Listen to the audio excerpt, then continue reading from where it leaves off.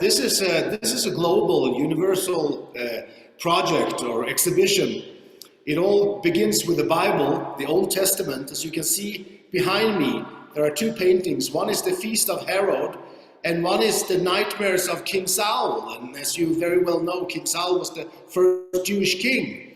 So, but I've used South African models from KwaZulu-Natal to play the roles of King Saul and Herod and Herodia,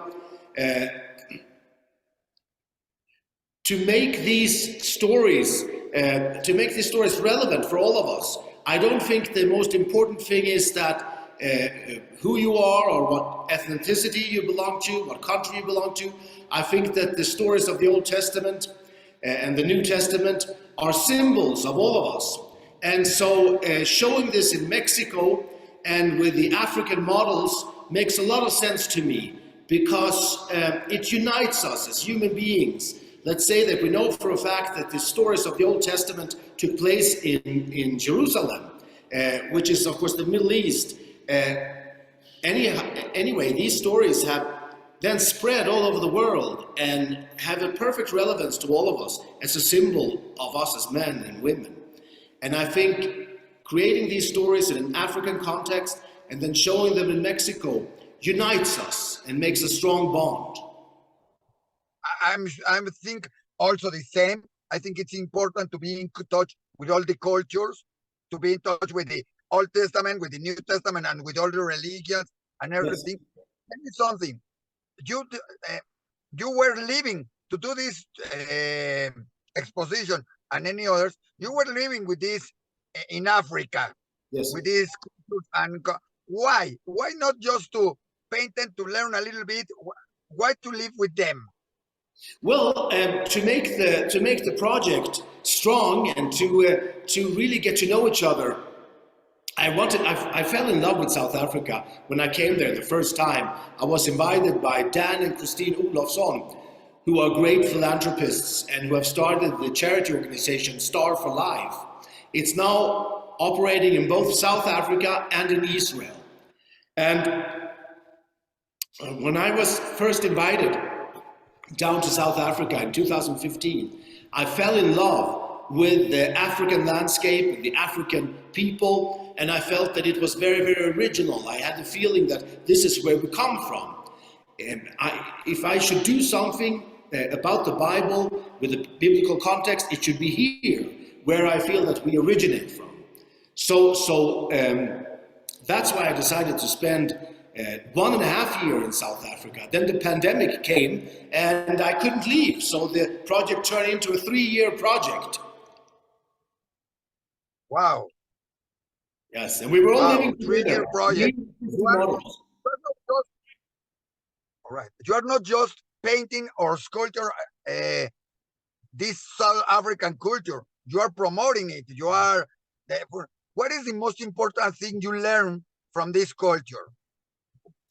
The most important thing I learned is how to be genuine, how to love. I mean, I think I knew how to love before, but I learned how to love in an unconditional and as I feel, very beautiful and strong way. The Zulus became very, very close to me, and we developed a very, very strong relationship. As I said, we were living together for almost 3 years on an isolated farm. So they became like mirrors of myself. I saw life in general, reflected in them, and I saw myself in them. And that's how I could also see and understand the stories of the Bible. I learned to understand the Bible through the Zulus. That is one of the most important gifts that they gave to me. It was the understanding of the Old and New Testament. It may sound pretentious, but I felt that the Bible opened up for me through them. You know that for us in Diario, Judío, one of our media, we talk a lot about the Bible, about the Torah. I'm sorry? What is, you talk a little bit about it, and you talk about your paints with Saul and everything. What is, when you think about South Africa, you don't think about Jews or about the Bible, you think about other culture. What is the relation? Tell a little bit to the people that doesn't know exactly, what is the relation of the Bible, the Torah for us, and this culture, these African cultures in South Africa and with all these people and in all these, and also if you have something to say with the indigenous in Mexico. Well, I think that the Bible, especially when we're talking about King Saul and the very early books of the Bible, especially the book of Kings, they are very, very strong symbols of all of us. They're symbols of man all over the world. So you could have done this project in Peru or amongst the indigenous tribes of Brazil or even, and obviously in Mexico, of course, which I have been a lot. Right. The stories of the Bible are universal. And that's why I felt that it was very relevant to do it with the South African models. And also Christianity, of course, is one of the religions in South Africa right now. But they're mixing it with their own traditional Zulu religion. And so it wasn't at all difficult to work with a biblical theme amongst the Zulus. I should say that they gave me a very clear picture of what these stories are about, much clearer than I ever experienced in my own country, Sweden, for example. So I think that using South African models, for example, here right behind me, you see King Saul. It's the man with the blue square on his chest. That is, of course, he's of course played by a South African character or model. And right here you see King Herod with his wife Herodia. And those are actually played by the South African prince and princess, children to the king, the Zulu king. And so they were perfect in the context. And around them you have the whole court of King Herod, all played by South African models. And they loved this. And they could really get into the stories. They could, the nightmares and the tragedy of King Saul, which is, of course, he was an aristocrat. My models comes from very poor backgrounds.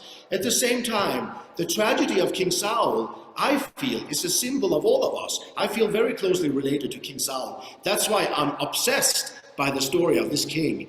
And anyone who comes down to see this exhibition will see that there's a huge focus on the Jewish kings. And the Jewish kings, they all have one thing in common. It's the tragedy. And I think the tragedy of man is really what the Old Testament and the Book of Kings is about. And so it wasn't at all difficult for the South African models to relate to King Saul, because in their life there is a great tragedy, but there's also hope. And I think embedded in the stories of the kings in the Old Testament is hope. And that's what you feel when you're with the South Africans, that no matter how difficult their lives is, they always believe in the solution. They always believe in a brighter future. All right. Exactly, that was where I'm going, because you were talking about a tragedy, that the Book of Kings is a tragedy and the story is a tragedy, but it's also hope. And there is also, you can remember King David writing the Tehillim and writing other things and songs, and King Solomon and everything. But tell me something. You were talking already about the exposition. This is not just a painting exposition. It's a multidisciplinary. You work with all this.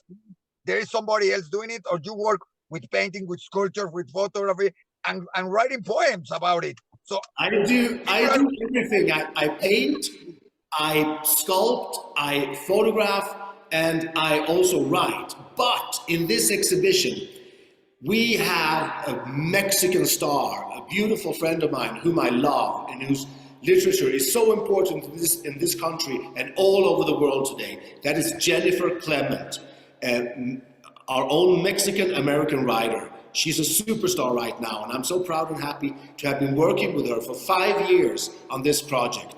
And when you come to see this exhibition, she has written 21 poems based upon the dreams of the Old Testament. So there you have the Old Testament, 21 dreams from the Old Testament interpreted by Jennifer Clement relating to my paintings. So we have an extra poet here, and that is Jennifer Clement. That's incredible. So people won't see only an exhibition. It's I will call it, like they call it now, an immersive experience. Can I say that about this exhibition? And where is it? Where can people go to see it? And to live it, because it's just to see it. You have to live it. This is in Centro Historico, on 2 floors at Museo Cancelleria. It belongs to the Matias Romero Institute. It's a beautiful, beautiful museum in an old building from the 16th century. So it has the beauty of very early Mexico, from the beginning of Mexico as a country, and then you come in and you have this whole world from the Old and New Testament with poetry based upon the Old Testament. So if you're interested in these stories, and if you're interested in yourself, in humanity, please come and see this exhibition. It inspires hope, I feel. All right. Tell me something, what does it mean? It inspires everybody, but what does it mean for Johan to have this exposition in Mexico? For me, it means so much. Mexico is my second home, and Mexico is the country where I became a true artist. As anyone can see, if they know the Mexican painting tradition and painting history, I'm very influenced by the Mexican muralists. That's where my whole voice really started. When I had finished my education in New York, and I first came to Mexico City, and I experienced the muralism, which is the heart and soul of this country, I felt that I was reborn. I felt that I have found a home, a true home, and that is Mexico. I feel more like a Mexican than a Swede. And I think that those who come to see the show will also feel that. I'm sure they will feel it. They will enjoy this painting. They will have to learn. And about that, your exposition was inaugurated with the counselor in Mexico, with the foreign counselor, with Marcelo Ebrard. What is important? That's an important thing. It's not just like that. It means a relation between South Africa, Mexico, Sweden, and I don't know where else, but it's an also Israel. There's a very strong connection there. And we want to take this exhibition to Israel. We want to unite through this project South Africa, Mexico, Sweden, and Israel. And hopefully also some of the countries in the United Arab Emirates, We have to start uniting the world, and we have to see that we have hope and there is a possibility to come together. And so for me, to take this exhibition to Israel, because it is it's strongly connected to the Jewish history through the Bible. And Mexico has a wonderful tradition going 500 years back with a strong connection to these stories. And also how the indigenous people of Mexico have been able to mix their traditions and their religions with the stories of the Old and New Testament. I think that's a beautiful fusion. And now we as middle-aged or young people right now, we have a future to build. And that I see can start here in Mexico, South Africa, Israel, and Sweden in this context. For those who didn't understand why Israel has something to do with this exhibition, more than it is from the Old Testament, that is the Bible, what else does it has to be Israel in this exposition? And talking about King Solomon and all the kings, what else will you think, or what do you think is the most important thing for people who will say, oh, Israel, why Israel? Well, I think that Israel is the center right now of many, many things. I think for a positive development of democracy, also as a symbol of hope, because this country is embedded in the middle of warfare and antagonists at the same time. It's a country that prevails, and it's a country that offers hope and that wants to infuse something positive. I believe very much in the power of these stories and how they're implemented on us as human beings. And if hope should start somewhere, the spark of hope, the ignition of hope, it should be in the countries that are in an area of conflict. And so I feel that with these stories, the stories of man that starts in Jerusalem, which is a vivid part of Israel, I think that it would be natural to be in the country where all these stories originates from. These are stories of us, no matter where you come from in the world, no matter who you are. The biblical stories, the stories of King Saul, of Herod, of Solomon, of David, they're about us. David and Solomon are only symbols of human beings. Herod is a symbol of us. Otherwise, they're only stories, they're not relevant. But I think the magic of the Bible is that it helps us to understand ourselves. And these stories, they were written in the area of where Israel is today. So for me, it's the most natural thing in the world to also show them there. And if we can, through Mexico and South Africa, unite, come together as one world, in Israel, for example, when this exhibition would be shown there, I think that would be tremendous. I would love that. And also, of course, the Scandinavian countries. So I think that we have a lot to learn from each other, and I think that this project, hopefully, can help to bring us together. Not only this, of course, but it can be a little part in our striving to come together. I hope so.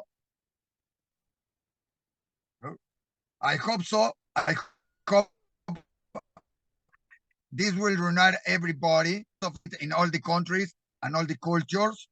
And just to finish, and again, tell us where can people see it, from when to when, and how to do it. Does it have a cost? Can people go? Tell us a little bit about how people can enjoy, see, and discover this exhibition, and in what place. Guadalupe, will you help me with this? Because Guadalupe can explain much better. No, but I'll tell you. Okay, very good. So, In Spanish. It's Museo Cancelaria, but how do you say? El Museo de la Cancillería, Museo de la Cancillería. en el Instituto Matías Romero, en Centro Histórico, en la calle República del Salvador. La exposición va a estar vigente hasta el 23 de febrero. No, actually 15th of March. Ah, no, hasta el 15 de marzo. Wow, that's perfect. After it was until 23 of March of February, and now it's till the 15th of March. That's a big job for our interview. In just 3 minutes, it changes for more 1 week. It's all right. Let's see it. Eh? Till the 15th Johan, it was of March. a pleasure. It was a pleasure. I'm Thank you. sure people will enjoy it. I will go again and again, because every time somebody sees one of your paintings, one of your sculptures, one of the photographs, it discovers something else. Every time you see it, you can see it with different eyes, and you can discover something that will surprise you. I think that's the most important thing. And like you said, every picture, every painting, every sculpture, every poem in this case also has a different experience, has a different story that is written not by you, it's written by the person who is looking at this art. Yes, exactly. It's you should see it as a mirror of yourself. When you see these paintings, the photographs, the sculptures, it's a mirror of yourself. It's called in the New Testament, when Jesus talks about relationship, he says, Ecce homo. Look at me as I see you, and you see me as we see each other, we meet each other. I am you, you are me. When you see me, you're also seeing yourself. That's the main message of this exhibition. All right, but we will be at the we will look again and